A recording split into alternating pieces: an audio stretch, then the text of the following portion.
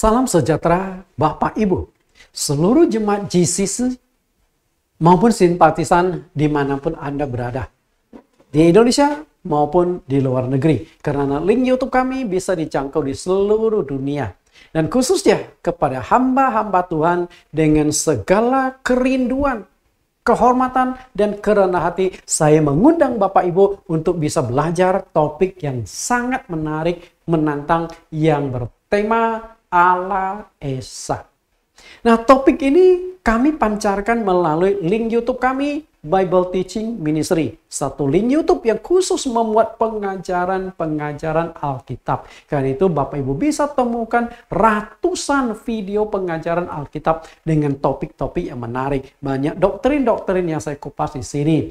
Nah, sebelum kita masuk ke pelajaran tentang Allah Esa ini, kita akan berdoa, kita akan mendengarkan pujian penyembahan dari satu lagu, Ajaibnya Menyembahmu. Dahsyat ketika penyembahan kita sudah tepat sasaran. Ada mujizat dan kuasa yang terjadi. Kita dengarkan pujian penyembahan ini.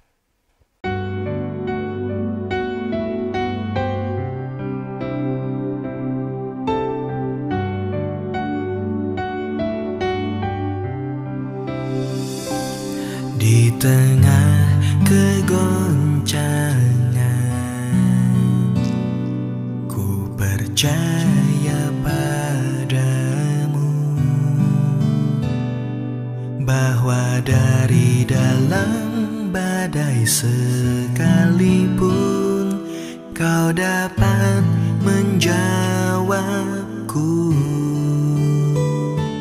Di setiap kekurangan,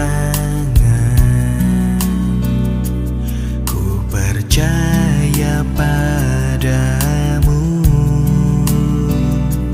bahwa selama ku tidur sekalipun kau dapat memberkatiku. Ku tahu Tuhan pasti melakukan segalanya.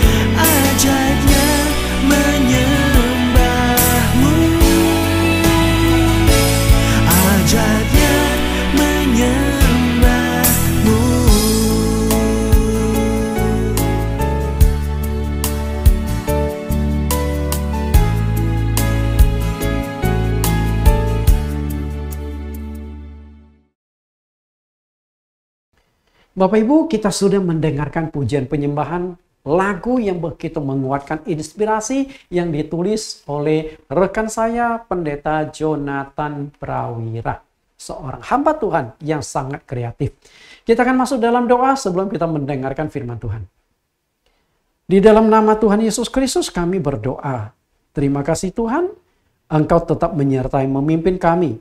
Sehingga kami diberikan kesempatan kembali belajar tema yang menarik, tema yang membuat penasaran, dan tema yang menimbulkan berbagai macam pertanyaan, bahkan perdebatan. Tapi kami bukan bermaksud berdebat, tapi kami hanya mencoba menyajikan apa yang ada di dalam firman-Mu supaya kami mendapatkan pemahaman yang baru tentang Allah yang Maha Esa. Pimpin kami, sertai kami dengan penyertaan Roh Kudus. Kami percaya kami akan dapat memahami pelajaran yang cukup berat ini. Kami serahkan sepenuhnya di dalam nama Tuhan Yesus Kristus. Amin. Bapak Ibu, nah tema mengenal pribadi Allah yang Maha Esa. Temanya Allah Esa. Dari tema tersebut saya kembangkan menjadi 20 judul kupasan yang berbeda-beda. Karena memang pemahaman tentang Allah itu sangat-sangat kompleks. Dan dari semua mata pelajaran yang pernah saya berikan, kayaknya ini yang paling panjang. Saya pernah mengupas topik pernikahan. Ya, hampir 20 judul pernikahan. Tapi ini lebih panjang. Saya juga pernah kupas topik Roh Kudus. Roh Kudus 15 sesi. Hanya tentang Roh Kudus saja, doktrin Roh Kudus saja. Maka ini yang paling panjang. Berapa sesi kita lihat? Yang pertama, mengenal Allah, mengenal dan menyembah Allah yang benar. Pentingnya mengenal Allah yang benar. Allah yang benar adalah Allah yang Maha Esa. Konsep tentang Allah di Perjanjian Lama dan Perjanjian Baru. 3 fase konsep tentang entitas Allah di Alkitab. Awal mula munculnya konsep Allah Tritunggal. Peristiwa munculnya 3 pribadi Allah di Alkitab. Bapa, Anak, dan Roh Kudus. Matius 28 ayat 19. Apakah menunjuk pada 3 pribadi Allah? Kata kita dalam Kejadian 1 ayat 26, Allah berbicara dengan siapa? Bapa adalah kiasan dari Yesus. Yang ke judul 11, Aku dan Bapa adalah satu. Yohanes 10 ayat 30, Yesus ada di sebelah kanan Allah Bapa. Allah Tritunggal dari sudut pandang Yesus. Apakah Yahweh itu nama Allah Bapa? Siapakah nama Allah yang sesungguhnya? Yesus adalah Allah yang inkarnasi menjadi manusia. Yesus adalah juru selamat tunggal. Yesus adalah Allah yang benar dan layak disembah. Menyembah dalam roh dan kebenaran. Yohanes 4 ayat 4. Aktif di luar kebenaran adalah kesia-siaan. Bapak Ibu, topik yang akan kita kupas pada saat ini adalah pentingnya mengenal Allah yang benar. Jadi temanya Allah Esa, judulnya pentingnya mengenal Allah yang benar. Memang sangat penting. Berapa penting? Di dunia banyak orang yang salah menyembah tanpa mereka sadari. Karena itulah di dalam Injil Yohanes 4 ayat 22 sampai 24 Tuhan Yesus berkata, "Kamu menyembah apa yang tidak kamu kenal. Kami menyembah apa yang kami kenal. Sebab keselamatan datang dari bangsa Yahudi." Renungkan baik-baik perkataan Yesus. Kamu menyembah apa yang tidak kamu kenal. Tapi kita merasa sudah kenal. Coba, agama mana yang merasa mereka tidak mengenal Allah? Enggak, semua agama merasa mereka sudah mengenal Allah. Karena sudah mengenal, mereka aktif menyembah. Maka mereka akan pindah ke agama lain. Islam, Hindu, Buddha, Konghucu, semua agama percaya mereka sudah mengenal Allah yang benar. Maka mereka aktif di dalam agama mereka masing-masing. Kalau mereka tahu bahwa agama mereka belum jelas mengajarkan tentang Allah, pasti mereka akan tinggalkan agamanya, cari agama lain, betul? Karena itulah Yesus katakan, kamu menyembah apa yang tidak kamu kenal. Aktif menyembah, tapi tidak mengenal. Ayat 23. Tetapi saatnya akan datang dan sudah tiba sekarang, bahwa penyembah-penyembah benar akan menyembah Bapa dalam roh dan kebenaran. Sebab Bapa menghendaki penyembah-penyembah demikian. Allah menghendaki kita menyembah Dia. Tapi wujud penyembahnya adalah dalam roh dan kebenaran. Kenapa harus dalam roh dan kebenaran? Karena Allah itu roh. Allah itu roh. Karena Dia adalah roh, tidak punya wujud Maka kita menyembah Allah pun harus dalam wujud roh. Tidak boleh wujudkan dalam bentuk materi-materi, patung-patung dan sebagainya. Nah, menyembah dalam kebenaran berarti penyembahan kita harus sesuai dengan firman Tuhan. Karena kebenaran adalah firman. Yohanes 17 ayat 17, kuduskanlah mereka dalam kebenaran, firman-Mu adalah kebenaran. Karena antara kebenaran Allah dengan Allah sendiri tidak bisa dipisahkan. Pada mulanya adalah firman, firman itu bersama-sama dengan Allah, dan firman itu adalah Allah. Yohanes 1 ayat 1. Berarti firman dengan Tuhan itu satu kesatuan yang tidak bisa pisahkan. Mengenal Allah itu sangat penting. Saya akan berikan 4 alasan kenapa mengenal Allah itu begitu penting. Maka ketika Anda salah mengenal Allah, Anda akan kehilangan 4 hal yang sangat penting ini. Yang pertama, agar kita tidak salah mengucap syukur kepada Allah. Yang kedua, agar kita tidak salah dalam penyembahan.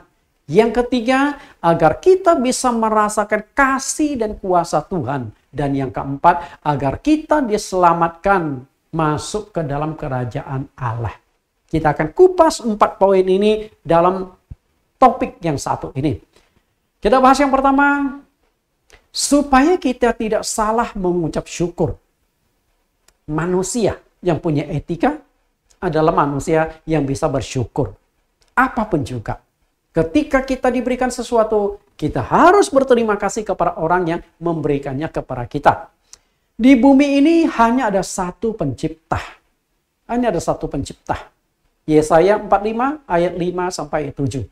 Akulah Tuhan dan tidak ada yang lain. Kecuali aku tidak ada Allah. Aku telah mempersenjatai engkau sekalipun engkau tidak mengenal aku. Supaya orang tahu dari terbitnya matahari sampai terbenamnya. Bahwa tidak ada yang lain di luar aku. Akulah Tuhan dan tidak ada yang lain.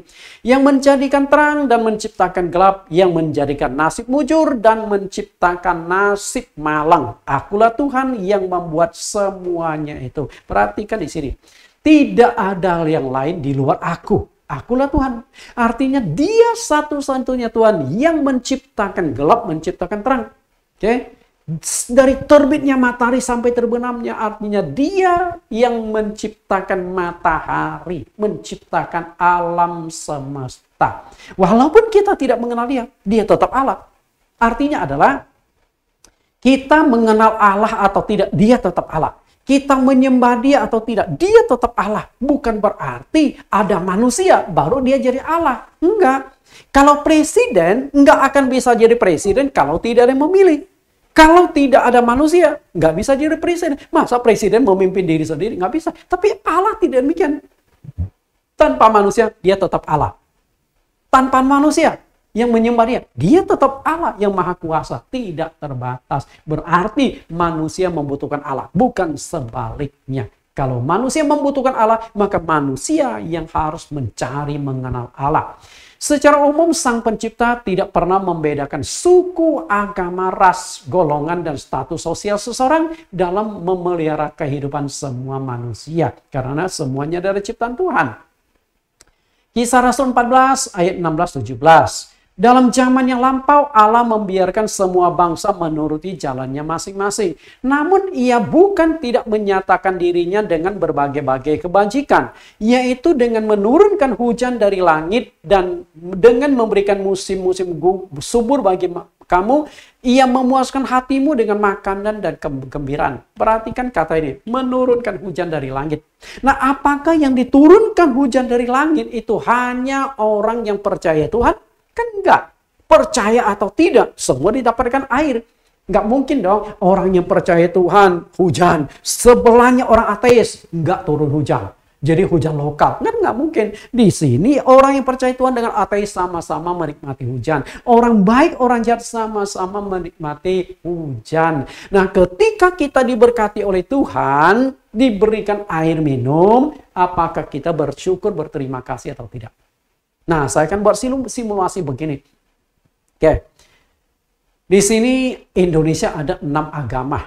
Maka saya katakan Tuhan agama 1, Tuhan agama 2, sampai Tuhan agama 6. Karena masing-masing agama punya pemahaman, punya Tuhan yang disembah berbeda-beda. Misalnya contoh, agama Kristen, Tuhannya adalah Yesus Kristus. Coba Anda tanya kepada agama Islam Hindu, Buddha, Konghucu. Ketika ditanya, Tuhan kalian siapa? Kalau mereka jawab, Yesus Kristus, ini tinggal dibaptis. Betul? Kan nggak mungkin.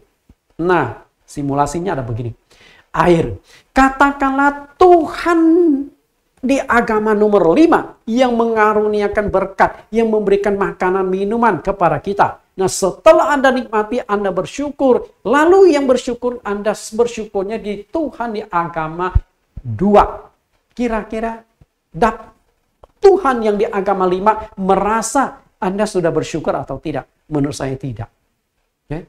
Tuhan yang memberkati Anda ada di di agama yang kelima. Sedangkan Anda bersyukurnya di agama yang kedua. Karena Anda umat di agama yang kedua. Artinya kan penyembahan rasa bersyukur Anda tidak tepat sasaran. Padahal Tuhan menghendaki kita bersyukur. 1 Tesalonika pasal 5 ayat 18. Mengucap syukurlah dalam segala hal, sebab itulah yang dikehendaki Allah di dalam Kristus Yesus bagi kami. Mengucap syukur dalam segala hal.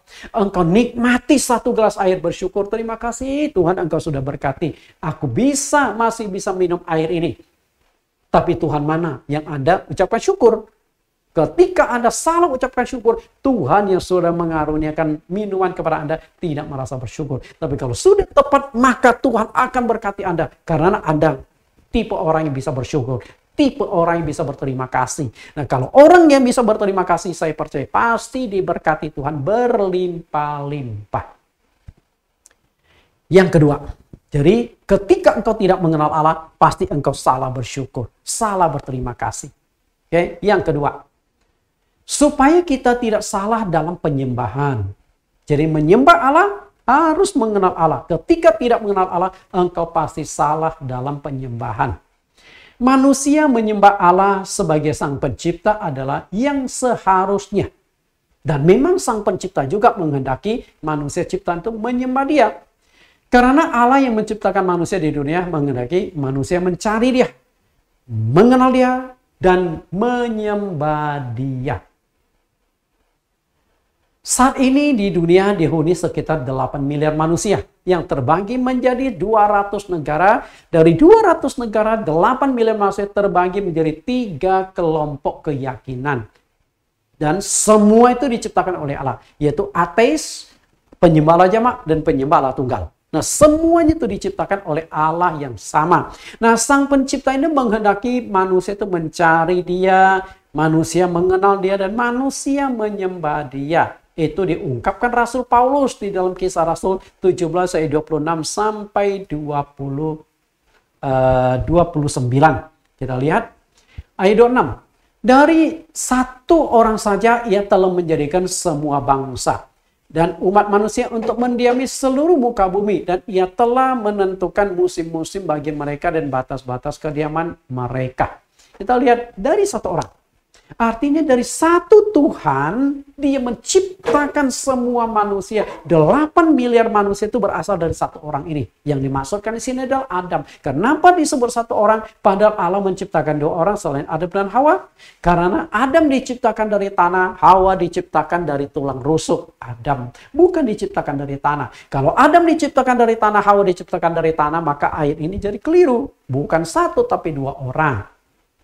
Lalu ayat 27, supaya mereka mencari Dia dan mudah-mudahan menjamah dan menemukan Dia, walaupun Ia tidak jauh dari kita masing-masing. Jadi kehendak Allah adalah makhluk ciptaannya, manusia ciptaan, mencari, menyembah, dan mengenal Dia. Memang sudah sewajarnya. Sebab di dalam Dia kita hidup, kita bergerak, kita ada. Seperti juga yang telah dikatakan oleh pujangga-pujanggamu, sebab kita ini dari keturunan Allah juga. Kenapa perlu menyembah Allah? Karena hidup mati kita ada di tangan Allah. Dia bisa membinasakan kita dalam sekejap. Dia juga bisa menyembuhkan kita dalam sekejap. Hidup mati kita di tangan Allah. Dia yang berotoritas, Dia yang berkuasa atas seluruh kehidupan manusia. Maka sudah selayaknya kita berdekat pada Dia, mengucap syukur, menyembah Dia supaya hidup kita terpelihara, hidup kita diberkati. Karena kita berasal dari keturunan Allah, kita tidak boleh berpikir bahwa keadaan ilahi sama seperti emas atau perak atau hasil ciptaan kesenian dan keahlian manusia. Nah, Allah menghendaki manusia ciptaan mengenal dan menyembah Dia. Nah, kalau salah mengenal, bisa kita terjebak pada menyembah objek-objek yang kita tuhankan. Misalnya hasil ciptaan kesenian manusia. Hasil kesenian ciptaan manusia itu adalah gambar-gambar. Maka ada gambar yang disembah, ada materi patung-patung yang disembah. Padahal itu keahlian manusia. Maka yang menyembah patung itu sesungguhnya belum mengenal Allah yang Maha Esa. Karena Allah yang Maha Esa itu roh, bukan materi. Maka kita tidak boleh terjebak di dalam penyembahan itu. Aktif melakukan penyembahan, tentu hal itu baik. Namun jika salah menyembah karena tidak mengenal, tentu hal itu sangat tidak baik. Karena Allah tidak berkenan. Dengan kata lain, ketika kita menyembah tanpa mengenal atau salah menyembah, maka penyembahan kita tidak diperkenan Allah. Di Yohanes 4 ayat 22-24 kita sudah baca. Kamu menyembah apa yang tidak kamu kenal, kami menyembah apa yang kami kenal, sebab keselamatan datang dari bangsa Yahudi. Tetapi saatnya akan tiba dan sudah datang dan sudah tiba sekarang bahwa penyembah-penyembah benar akan menyembah Bapa dalam roh dan kebenaran, sebab Bapa menghendaki penyembah-penyembah demikian. Ketika kita tidak mengenal Allah lalu sembah, kita salah menyembah. Sayang, jika salah menyembah berarti kita sudah korbankan waktu, tenaga, uang. Salah satu bangsa yang aktif dalam penyembahan namun salah menyembah adalah bangsa Yunani. Rasul Paulus pernah ke kota Athena.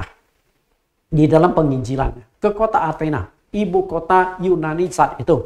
Nah, di kota Athena ini ada sekelompok ada sekelompok orang Yunani yang aktif sekali melakukan penyembahan kepada Tuhan. Paulus pun memuji semangat mereka, tapi sayang mereka salah dalam penyembahan. Berikut ini pengalaman Paulus di kota Athena dan bertemu dengan orang-orang yang salah dalam penyembahan. Kisah Rasul 17 ayat 22-23. Paulus pergi berdiri di atas Areopagus dan berkata, "Hai orang-orang Athena, aku lihat bahwa dalam segala hal kamu sangat beribadah kepada dewa-dewa." Jadi Paulus memuji mereka bahwa mereka sangat aktif, sangat beribadah kepada dewa-dewa. Tapi sayang mereka salah menyembah. Ayat 23, "Sebab ketika aku berjalan-jalan di kotamu dan melihat barang-barang pujaanmu, aku menjumpai juga sebuah mezbah dengan tulisan kepada Allah yang tidak dikenal. Seapa yang kamu sembah tanpa mengenalnya, itulah yang kuberitakan kepadamu." Perhatikan kalimat yang ditulis di dalam mezbah sembahyang mereka, kepada Allah yang tidak dikenal. Dalam bahasa Yunani ditulis agnostoteo, kepada Allah yang tidak dikenal. Kan sayang sekali. Aktif menyembah, tapi nggak mengenal yang disembah. Artinya apa? Sia-sia. Makanya Paulus rindu memberitakan Allah yang benar kepada mereka. Sama juga kerinduan saya untuk memperkenalkan Allah yang benar, Allah yang Maha Esa itu siapa? Ya, karena tidak mengenal akhirnya terjebak menyembah berhala. Tanpa mereka sadari, sehingga mereka pikir itu adalah Allah. Berhala-berhala mereka itu berupa patung-patung.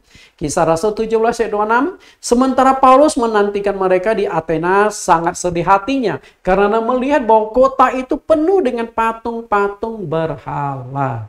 Karena tidak kenal itulah, maka mereka salah menyembah. Allah adalah roh, tapi mereka menyembahnya dalam wujud materi.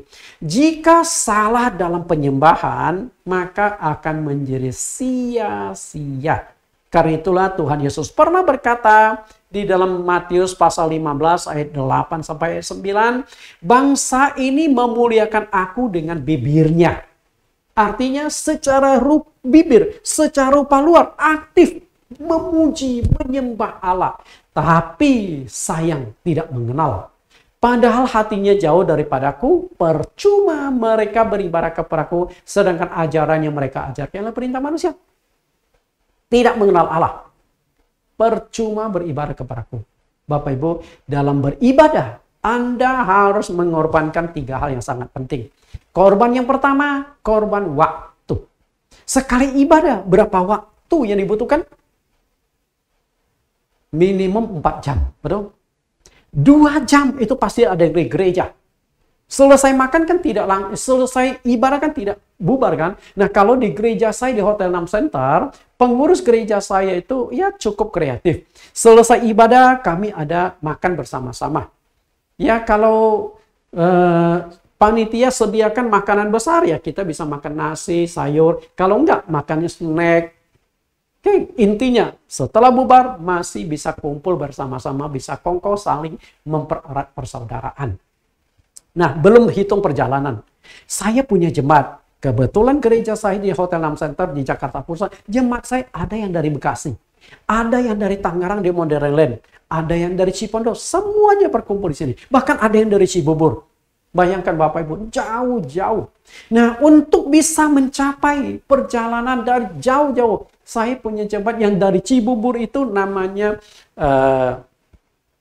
dia karena dia belum punya mobil, namanya Apeng. Dia belum punya mobil sehingga dia bawa motor. Dari Cibubur naik motor sampai ke Jakarta, saya sempat tanya berapa lama perjalanan. Dia berkata, kalau lancar 45 menit Pak. Nah, pulang pergi hampir 2 jam naik motor. Itu naik motor bukan naik mobil loh. Itu pun jalan, potong jalan. Jadi ibadah memerlukan waktu minimal 4 jam.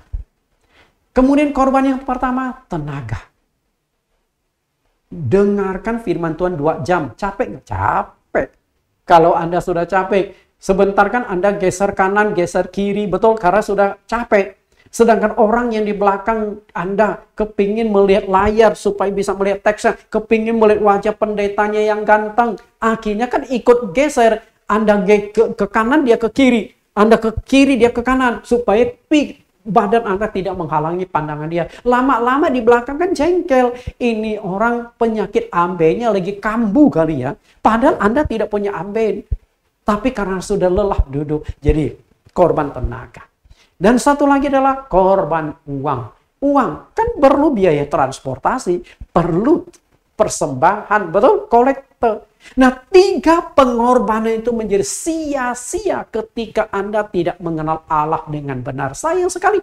Nah, kalau pengorbanan itu sia-sia berdalam hal ibadah, waktu, tenaga, uang dikorbankan, tapi percuma. Lebih baik nggak usah ibadah.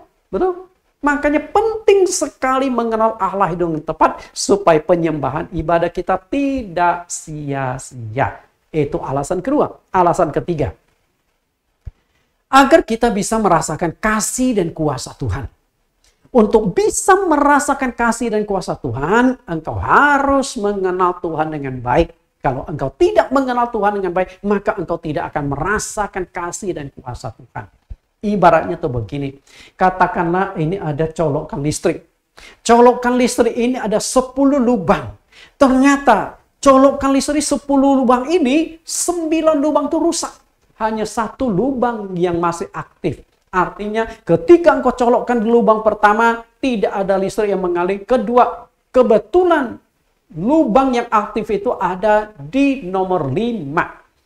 Berarti Anda harus colok ke nomor 5 yang tepat. Kalau Anda colok 1, 2, 3, 4, lalu Anda lewati yang 5, 6 sampai 10, Anda tidak akan dapat sambungan listrik. Karena yang masih aktif hanya 5. Bisa tangkap?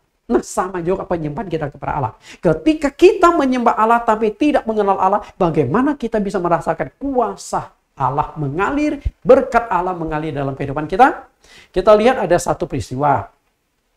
Hidup manusia itu tidak terlepas dari berbagai macam masalah dan sakit penyakit. Ketika kita berobat pun kita harus temukan dokter yang tepat. Artinya dokter spesialis. Jika engkau sakit kulit, datanglah ke dokter kulit. Jangan ke dokter jantung. Nggak ada urusan, nggak ada hubungan.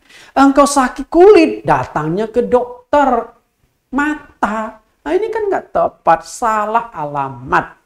Jika engkau sakit jantung, datanglah ke obat jantung. Jika engkau sakit mata, carilah spesialis mata. Jika engkau sakit gigi, carilah dokter gigi. Jangan salah mencari dan seterusnya. Kalau salah dokter, ya gimana ya?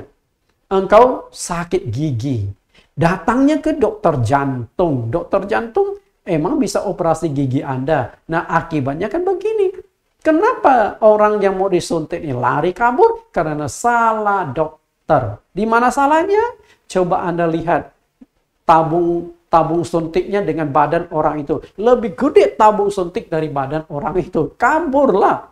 Kalau tidak kabur, bisa mati semaput. Betul? Artinya dokter malpraktek. Jadi mengenal dokter itu penting sekali untuk dapatkan kesembuhan penyakitmu.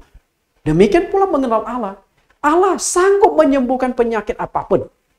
Sanggup melakukan tanda heran apapun. Tapi engkau harus mengenal Tuhan yang benar. Nah, di sini saya akan memberikan satu bukti bahwa mengenal Allah yang benar baru bisa merasakan kuasa Allah. Ada seorang perempuan. Perempuan ini sakit pendarahan 12 tahun. Bayangkan bagaimana melewati hari demi hari selama 12 tahun. Maka tidak heran wanita yang satu ini badannya pasti kurus, lemas karena kekurangan darah. 12 tahun. Nah, selama 12 tahun dia sudah berobat kemana-mana. Harta kekayaan yang begitu banyak sudah dijual untuk berobat kemana-mana. Tapi tidak sembuh. Kenapa tidak sembuh? Karena belum temukan Tuhan yang benar. Dan akhirnya sampai suatu kali dia mendengar tentang Yesus yang sanggup melakukan mujizat. Dia datanglah kepada Yesus. Tapi saat itu badannya lemah. Maka dia datang menjamah jubah Yesus. Kita lihat ceritanya. Markus pasal 5 ayat 25 sampai 29. Adalah di situ seorang perempuan yang sudah 12 tahun lamanya menderita pendarahan. Ia telah berulang-ulang diobati oleh berbagai tabib. Perhatikan kata berulang-ulang dan berbagai tabib. Dia ingin sembuh. Pendarahan terus, tidak leluasa dan fisik semakin lemah. Nyawanya terancam karena darah itu nyawa. Kehabisan darah maka kehabisan nyawa. Sehingga ia telah dihabiskannya semua yang ada padanya. Artinya bangkrut demi mengobati dia. Tapi nggak ada kesembuhan. Namun sama sekali tidak ada faedahnya. Malah sebaliknya keadaan makin memburuk. Karena dia punya penyakit. Berobat nggak sembuh-sembuh. Dan penyakit itu semakin semakin menggerogoti tubuhnya. Makin parah. Coba gambar di ilustrasi ini. Dia memegang jubah Yesus. Jubah itu artinya di bagian bawah. Bagian bawah kenapa? Kayaknya dia tuh merangkak tuh. Merangkak. Dan itu nggak mudah loh perjuangan dia untuk bisa menjamah jubah Yesus. Dia sudah mendengar berita-berita tentang Yesus, maka di tengah-tengah orang banyak ia mendekati Yesus dari belakang dan menjamah jubahnya. Kira-kira apa yang terjadi begitu dia menjamah jubah Yesus?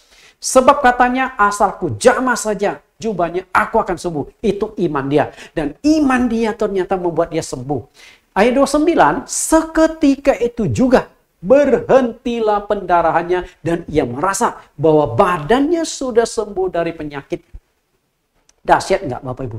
12 tahun berobat kemana-mana.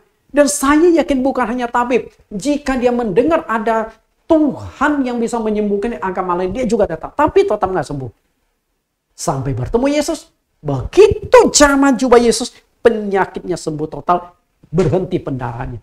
12 tahun dibandingkan hanya 1 menit. Berapa lama sih pegang jubah Yesus? Hanya 1 menit saja. Mungkin nggak sampai 1 menit pegang. Terjadi. Ibaratnya listrik tadi. Listrik. Anda ke stop listrik. Kan nggak tunggu lama dong. Coba Anda pegang. Listrik yang masih aktif Anda pegang. Kabelnya. Mati. Nggak usah 1 jam Bapak Ibu. Nggak usah 5 menit. 1 detik ada begitu pegang langsung kena stop. Itulah kuasa Tuhan Yesus. Langsung mengalir dan dia dapat kesembuhan.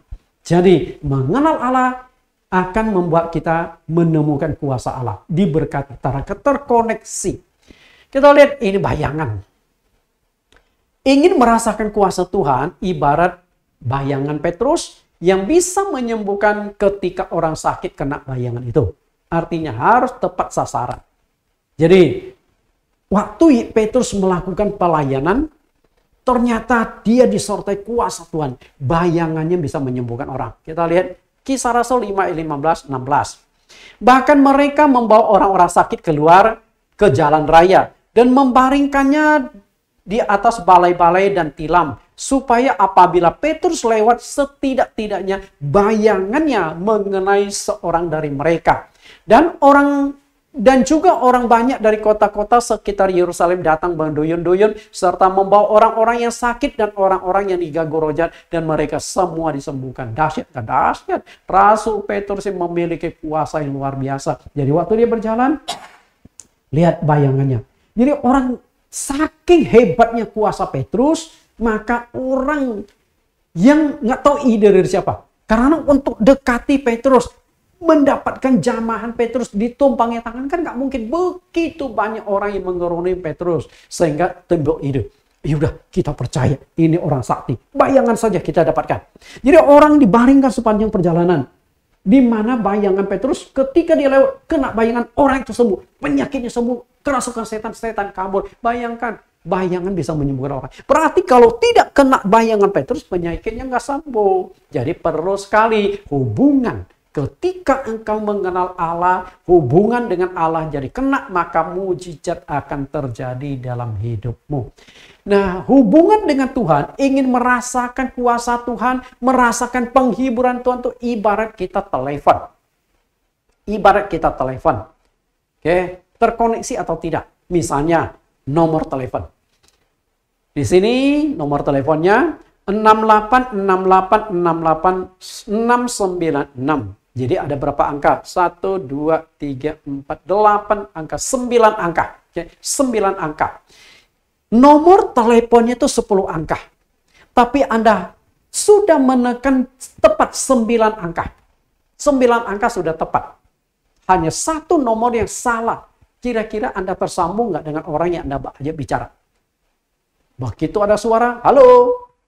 Anda tanya, halo. Dan di sana berkata, ya ini kantor polisi, ada apa ya? Kira-kira Anda masih mau lanjut pembicaraan atau tutup saja? Pura-pura nggak tahu?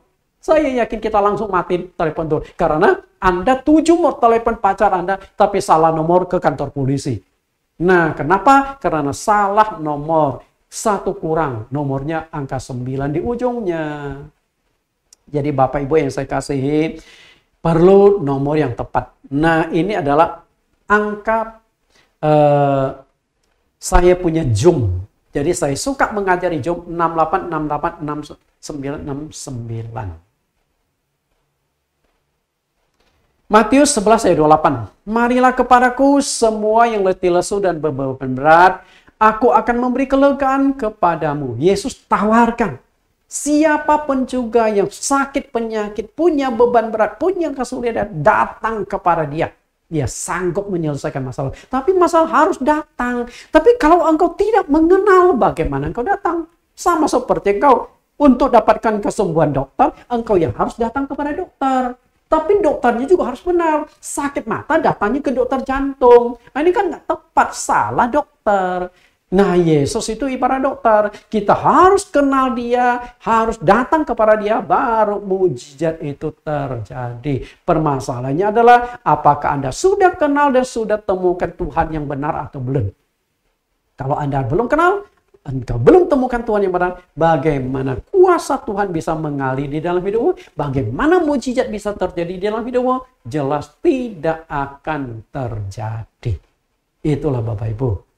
Yang terakhir, bagian yang terakhir, kenapa mengenal Allah yang benar itu penting? Agar kita diselamatkan masuk ke sorga. Bapak Ibu, apa sih tujuanmu beragama? Apakah tujuanmu percaya Tuhan? Memang motivasi orang beragama, motivasi orang bertuhan memang beda-beda. Tapi saya yakin, sebagai umat Kristen, tujuan Anda jelas. Apakah engkau percaya Tuhan supaya penyakitmu sembuh? Apakah engkau percaya Tuhan karena ingin diberkati? Percaya Tuhan supaya keluargamu harmonis, damai sejahtera? Saya yakin bukan itu tujuan. Seharusnya itu bukan tujuan. Tujuan utama kita percaya kepada Tuhan adalah agar diselamatkan, masuk surga.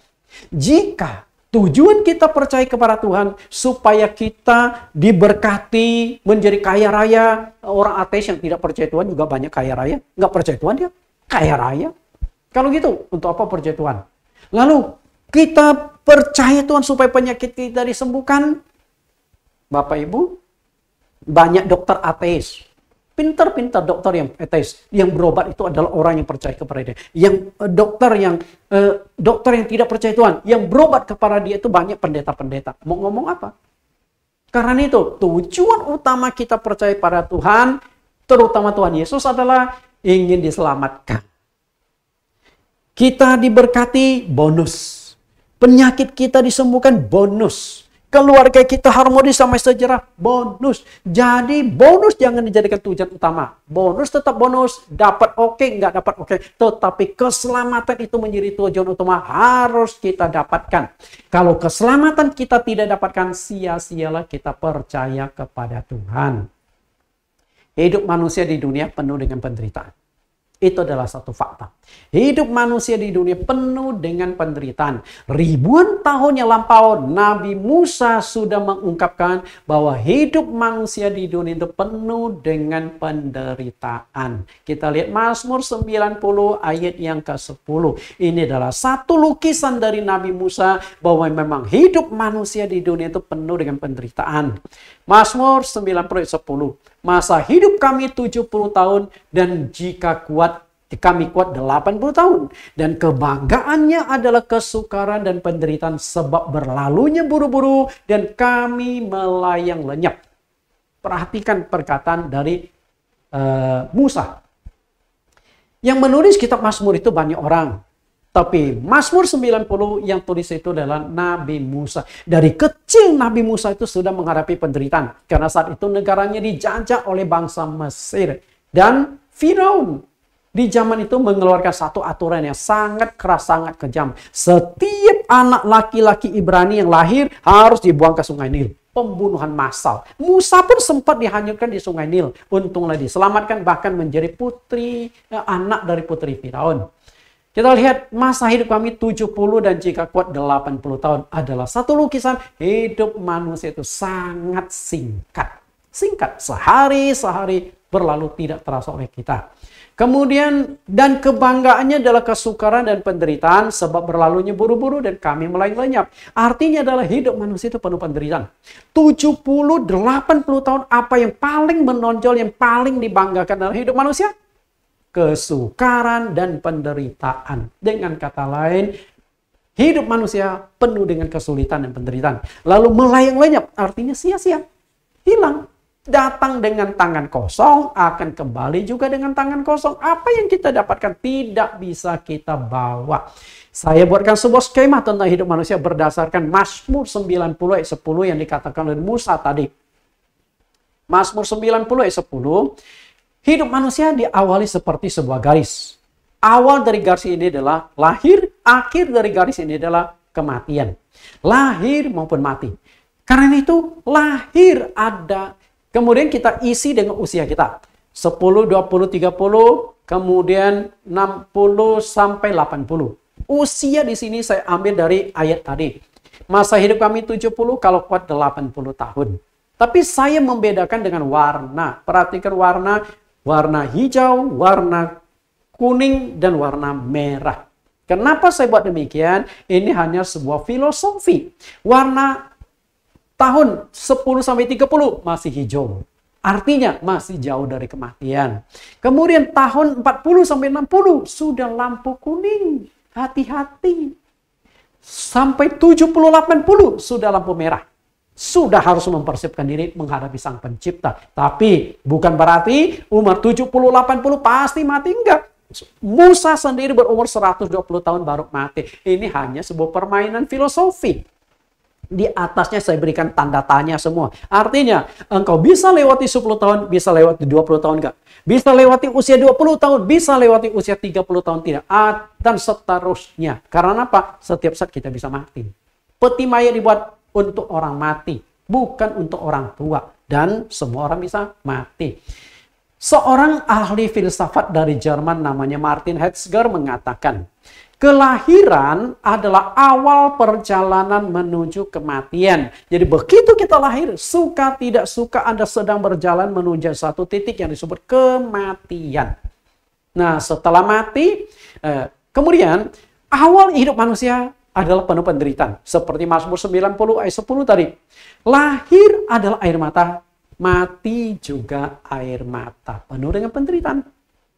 Jadi, yang menonjol dalam hidup manusia itu, hidup manusia ada dua sisi. Ada suka, ada duka. Mungkin sukacita itu hanya 25%, duka citanya ada 75%. Ini fluktuatif, bisa naik turun. Contoh, ketika Anda pergi ke gereja beribadah, lagi asik beribadah, ada handphone bunyi di saku celana Anda. Tit, tit, tit, tit. Tapi mungkin Anda tidak aktifkan, tapi Anda hanya buat getar. Setelah itu Anda penasaran dong, tarik handphone Anda. Karena ada getaran, ditarik. Lihat, dari salah satu bank. Anda pikir, paling nagih kredit, masukkan lagi. Berbunyi lagi. Setelah beberapa kali Anda kan penasaran, lalu Anda pura-pura ke WC, kemudian Anda angkat, halo. Tiba-tiba ada satu suara, Pak, selamat ya, Anda menang undian mobil BMW. Anda senang nggak? Anda senang nggak dapat undian BMW? Kalau tidak senang, sumbangkan ke gereja. Pasti senang dong, senang. Wah, puji Tuhan. Tapi kalau sebaliknya gimana? Ketika Anda dapat BMW, sukacita langsung naik. Bisa 30-40%. Duka citanya yang menurun. Tapi kalau dibalik gimana?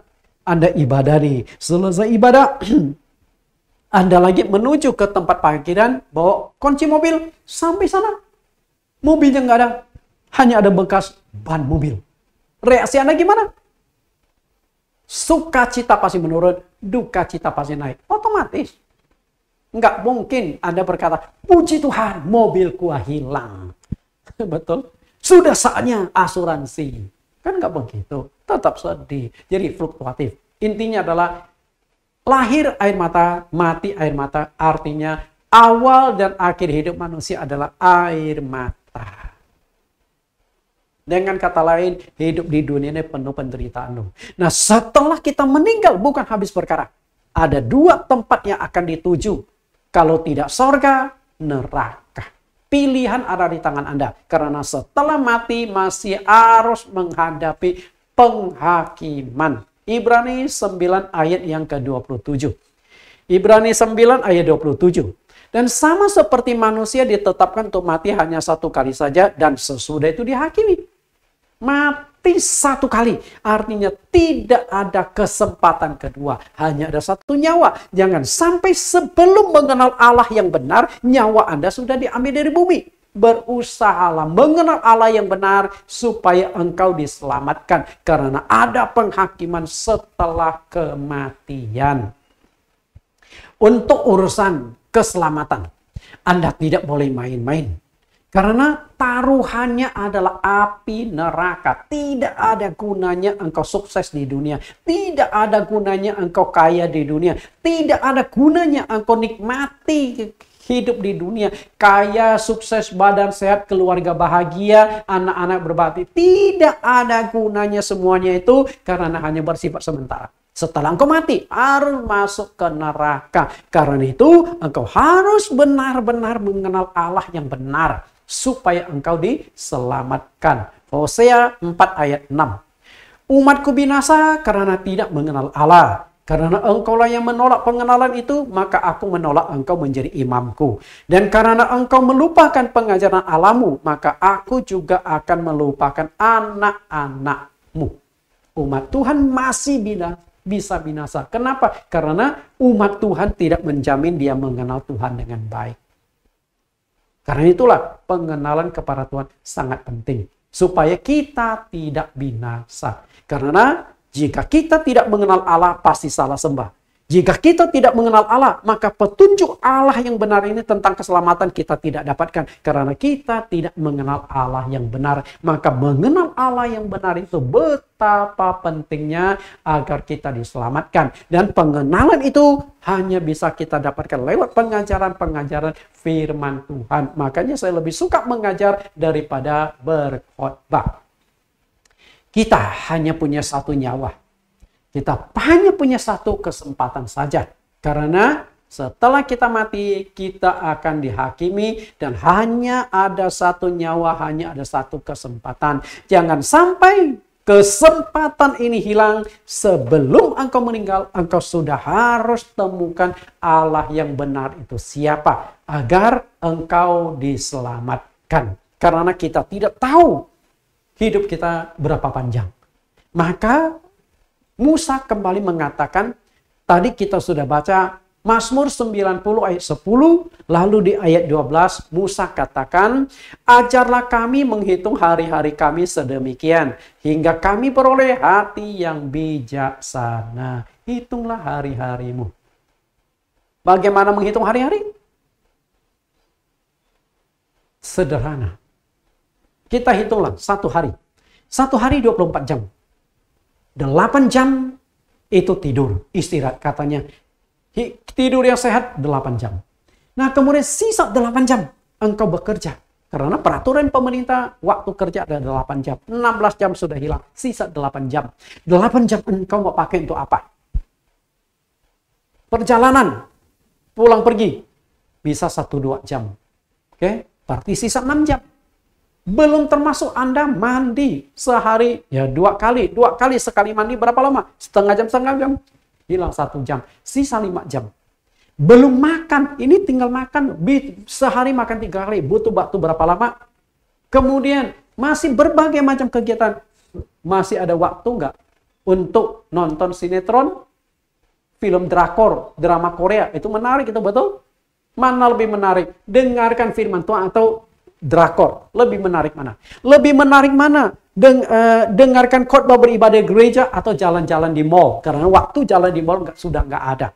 Bapak Ibu, sudah tidak ada waktu untuk kegiatan rohani. Tidak ada doa, tidak ada baca Alkitab, tidak ada waktu beribadah lagi. Maka saking sibuknya di dunia, waktu tidak cukup dipakai. Sehingga waktu tidur Anda kurangi. Kurang dari 8 jam. Akibatnya Pak, kesehatan menurun. Karena itulah, ajar kami menghitung hari-hari demikian. Kenapa perlu menghitung hari-hari? Karena kita tidak tahu kapan mati. Tidak tahu kapan mati. Ketika berbicara kematian, bisa mati karena penyakit, serangan jantung, dan lain-lain. Bisa mati karena musibah atau bencana, gempa bumi, longsor. Bisa mati karena kecelakaan di udara, darat, laut. Bisa mati karena bunuh diri dan bisa mati karena dibunuh. Nah, yang ini dibunuh. Mungkin Anda masih ingat peristiwa tanggal 9 bulan 11 tahun 2001, WTC diserang oleh teroris dengan ledakan pesawat. Dan berapa banyak yang korban?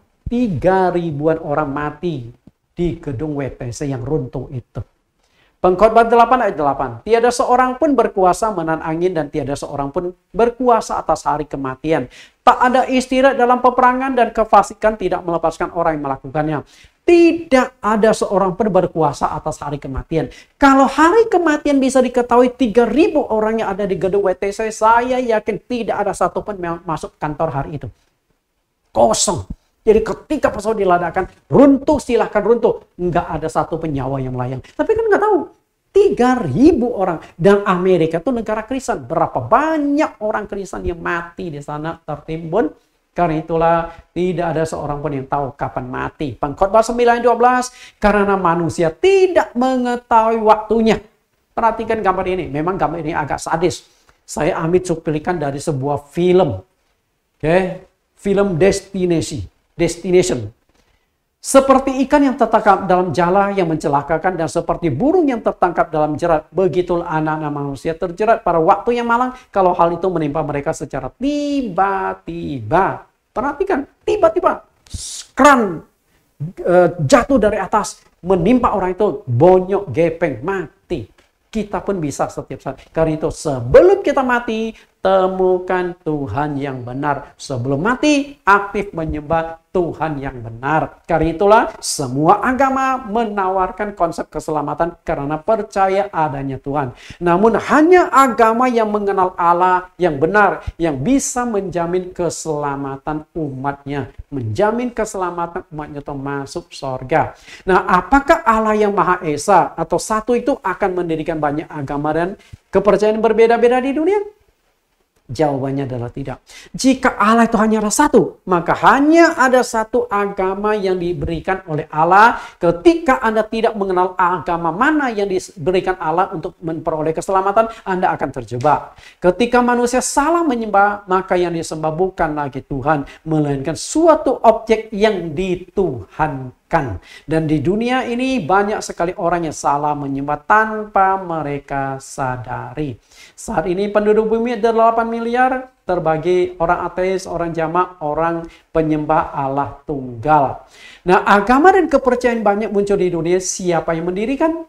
Bagaimana jika saudara memeluk agama yang didirikan oleh manusia, bukan yang didirikan oleh Allah? Apakah Anda bisa selamat?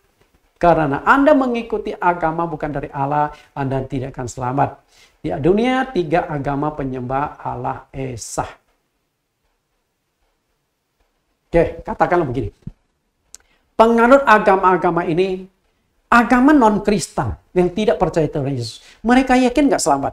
Yakin dong. Semua agama di dunia ini yakin mereka selamat. Kalau tidak yakin, mereka sudah tinggalkan agama mereka.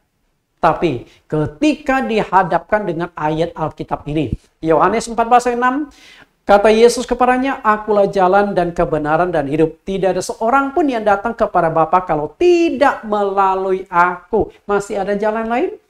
Tidak ada. Masih ada orang lain yang bisa memperkenalkan Allah kepada kita? Tidak ada. Lewat Yesus Kristus. Kisah Rasul 4 ayat 12, dan keselamatan tidak ada di dalam siapapun juga selain di dalam Dia, sebab di bawah kolong langit tidak ada nama lain yang diberikan kepada manusia yang olehnya kita diselamatkan. Di kolong langit ini, utara, timur, barat, selatan, hanya ada satu nama yang bisa menyelamatkan kita, nama Yesus Kristus. Karena itulah mengenal Allah yang benar itu penting agar kita diselamatkan. 2000 tahun yang lampau, Yesus mengutus anaknya ke dunia dengan harapan supaya semua orang yang percaya kepadanya tidak binasa, melainkan beroleh hidup yang kekal. Karena itulah di dalam ayat 18, barang siapa percaya kepada Yesus, dia tidak akan dihukum. Barang siapa yang tidak percaya kepada Yesus berada di bawah hukuman, karena tidak percaya dalam nama Anak Tunggal Allah. Kepingin masuk surga tapi tidak mengenal Allah yang mempunyai surga adalah sesuatu hal yang aneh. Matius 28 ayat 18, Yesus mendekati mereka dan berkata, "Kepadaku telah diberikan segala kuasa di sorga dan di bumi." Dari sini kita tahu siapakah Yesus. Dialah yang berkuasa di sorga, Dia yang berkuasa di bumi. Nah, kalau Yesus yang berkuasa di sorga dan di bumi, untuk masuk ke dalam kerajaan sorga, kita harus percaya kepada Yesus. Di bumi, kalau kita ingin dapatkan kuasanya, ingin dapatkan berkatnya, ingin dapatkan damai sejahtera, ingin dapatkan kesembuhan, kita harus percaya kepada Yesus. Kenapa demikian? Karena Yesus Kristus adalah Allah yang Maha Esa. Tuhan Yesus memberkati. Kita tundukkan kepala kita berdoa. Di dalam nama Tuhan Yesus kami berdoa. Terima kasih Tuhan. Di sesi yang kedua ini kami sudah belajar betapa pentingnya mengenal Allah yang benar. Supaya kami tidak salah bersyukur, tidak salah menyembah, supaya kami memperoleh anugerah keselamatan, dan supaya kami mendapatkan kuasa, berkat, dan perlindungan Engkau. 4 poin itu sangat penting supaya kami mengenal Allah yang benar. Tuntun kami, ajar kami, bimbing kami, supaya kami benar-benar menemukan dan menyembah Allah yang Maha Esa, Allah yang benar, yang layak dipuji dan layak disembah. Terima kasih Tuhan. Di dalam nama Yesus Kristus kami berdoa. Amin. Bapak Ibu, untuk sesi yang selanjutnya yang akan kita kupas adalah topik yang ketiga. Allah yang benar adalah Allah yang Maha Esa. Akan dikupas pada minggu yang akan datang.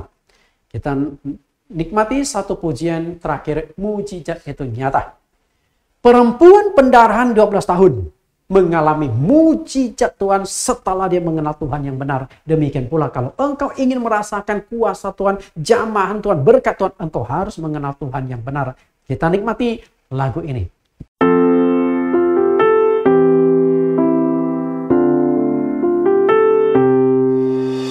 Tak terbatas kuasa-Mu, Tuhan.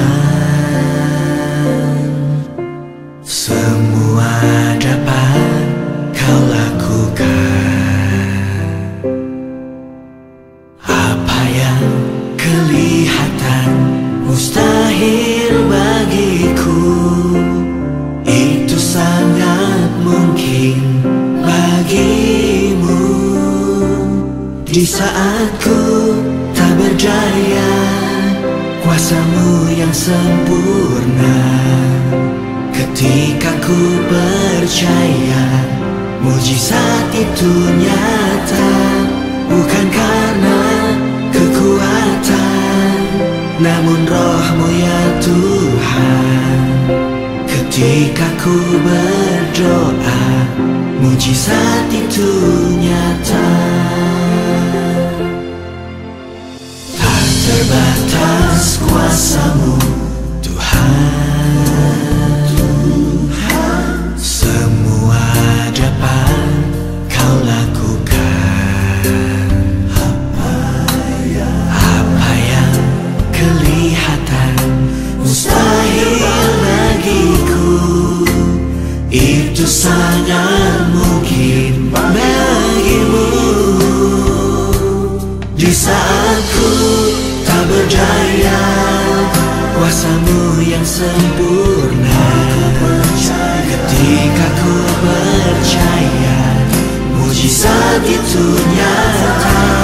Bukan karena kekuatanku, namun Roh-Mu ya Tuhan.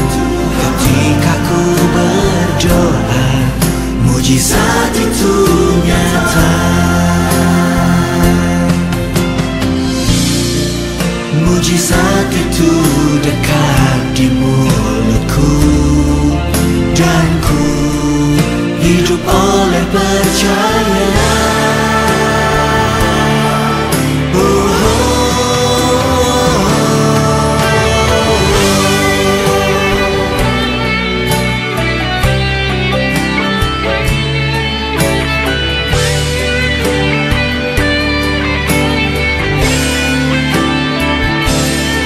Saat ku tak berdaya, kuasa-Mu yang sempurna. Ketika ku percaya, mujizat itu nyata. Bukan karena kekuatan, namun Roh-Mu ya Tuhan. Ketika ku berdoa, mujizat itu nyata.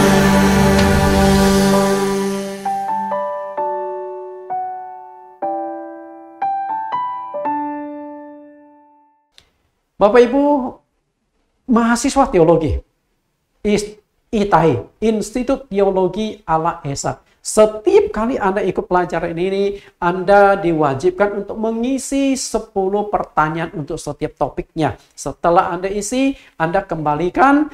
Dan topik pelajaran yang kedua adalah pentingnya mengenal Allah yang benar. Kita lihat ke 10 pertanyaan tersebut. Yang pertama, sebutkan 4 alasan mengapa mengenal Allah yang benar itu sangat penting. Yang kedua, orang-orang Yunani di kota Athena tidak mengenal Allah yang benar. Hal itu terbukti dari sepotong kalimat di mezbah mereka. Apa bunyi kalimat yang ditulis di atas mezbah mereka? Tuliskan kalimat itu kalau Anda bisa langsung dilengkapi dengan bahasa Yunaninya. Yang ketiga, karena tidak mengenal Allah, benda-benda berhala apakah yang disembah oleh orang-orang Yunani di kota Athena? Yang keempat, ketika engkau salah dalam penyembahan karena memegang ajaran manusia, maka engkau akan percuma. Tuliskan ayatnya. 5. Dalam penyembahan minimal kita akan mengorbankan 3 hal. Apa saja? Dan pengorbanan itu jadi sia-sia karena ajaran yang kita pegang adalah ajaran manusia. Yang keenam, siapakah rasul yang memiliki kuasa sampai bayangannya punya kuasa menyembuhkan sakit, penyakit, dan roh-roh jahat? Yang ketujuh, siapakah nabi yang mengatakan hidup manusia 70 tahun dan bila kuat 80 tahun? dan berlalunya buru-buru dan penuh dengan penderitaan. Tuliskan lengkap teks ayatnya. 8. Ketetapan Allah manusia akan mati berapa kali dan setelah mati apa yang akan dihadapi. Tuliskan lengkap ayatnya. 9. Menurut Anda, jika Allah itu hanya ada satu atau esa, apakah Allah yang satu itu akan mendirikan banyak agama di dunia? Jelaskan menurut pemahaman Anda dan bahasa Anda. Yang terakhir, untuk masuk ke sorga kita harus mengenal sang penguasa sorga. Siapakah sang penguasa sorga? Tuliskan ayatnya. Tuhan Yesus berkati, ketik rapi, jawab dan kirimkan kembali.